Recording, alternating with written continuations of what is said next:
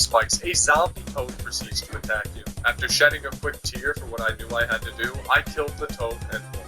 Mario says whatever the hell this is, and you now need to do some platforming. This is where that annoying part comes into play, as there's no momentum with your controls and everything feels so stiff, so your jumps end up feeling like they need to be timed perfectly and you need to follow through with every button press that you make. Also, some platforms are just unforgiving and you'll just slip right off of them. Also, I'm sure it's partially intentional, but whenever you jump, the screen moves with you to accommodate for that, making some platforms impossible to see, and you just have to take a leap of faith. Speaking of leap of faith, the devil appears and he just tells you to jump. Of course, I listen to him because he's such a nice guy, and I continue on. Now, I'll come clean. I've seen this game before, and I know that you're supposed to trust the devil the first time, and then not trust him on the second one. I'm sorry to say this. I lied to you. Anyway, to reach the end, you go back to the left, and Mario is waiting for you at a cliff with Peach. Peach sadly didn't see a cartoon banana peel on the ground and slipped right off the edge. After giving Mario the smoke and dodging his attack, you go to the right once more, only to be met with the loudest jump scare of all time. Did they need to make it 20 times louder than the rest of the game? Also, it was the FNAF jump scare sound, which makes it infinitely funnier. You reach the final level. You pass some gorgeous imagery of cats if they were blueberries, definitely not satanic symbols at all, and reach Mario at the end. Fortunately for us, he's just absolutely terrified of me and poops away immediately. Well, Luigi, time to go home.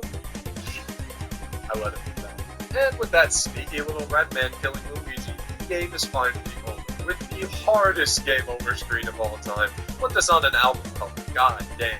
Mario EXE was a very, very basic EXE game, from the visuals to the formula to the scares. I mean, it was a very early entry into the game, so I mean, it's not totally inexcusable, but it just isn't a good game. I can't sugarcoat that. I do appreciate it for existing, and I mean, I can't say that for all games, that is for sure. So remember earlier when I compared this game to Sonic.exe? Well, when it comes to Mario horror games versus Sonic ones, I believe that Sonic was had better horror games, at least on the 2D side.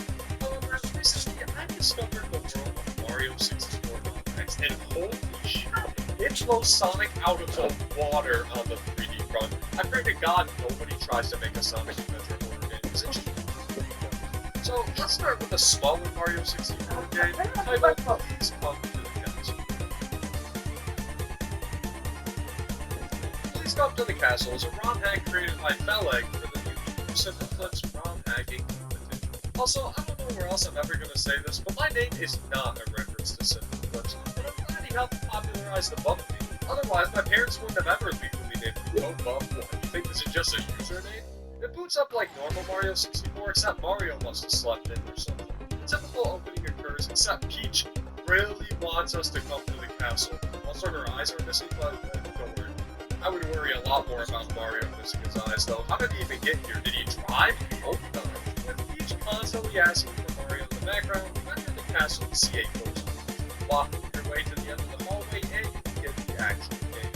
The first room here has you staring at a giant pair of Peach eyes, and then you grab the key on the right side of the room to open the door on the left. Don't touch the TV static, though, it spoils Mario. Avoid giant eyeballs and open the door through.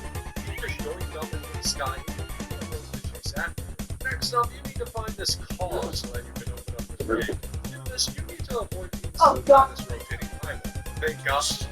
No, can't be another thing. Avoid the eyeball's gaze behind defensive walls, grab the cog, and waddle on. To get to the next area, you also need to swim very fast across the swamp.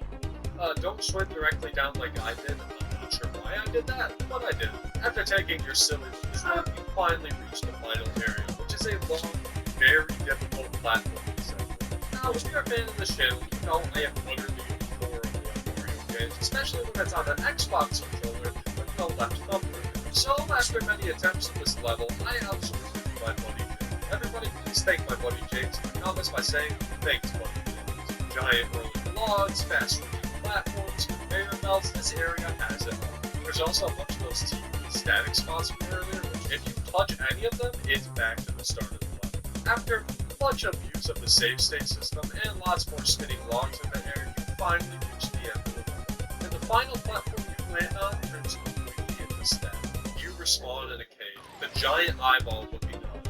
The eyeball crushes you, and the screen fades to black.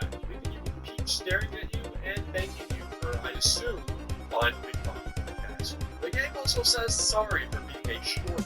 Yeah, it was. Surely it would take the combined effort of 2 men in the save stations to beat over 2 hours. Maybe it's because it was something new to me. Alright! So, because it was an actual game, it was found as platform and stealth segments. Dude, I